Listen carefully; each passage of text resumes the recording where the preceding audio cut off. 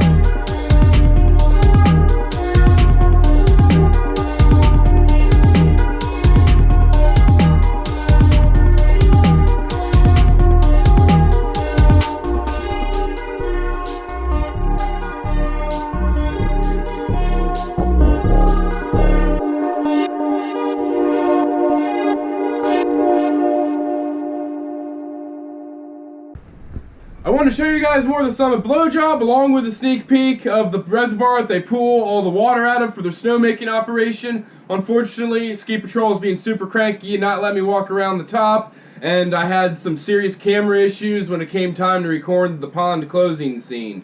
So, you guys are just going to have to tune in at the end of next month for the official snowmaking tour at Blue Mountains Winterfest. Please make sure to like and subscribe so you don't miss it, along with my other reviews that are coming up. Hope you guys dig my board tree. May Santa bring you endless pow for Christmas. Unfortunately, if you're like me, you're probably just gonna get a lump of coal and stuck shredding on the ice coast. But even if that's the case, just board through the pain!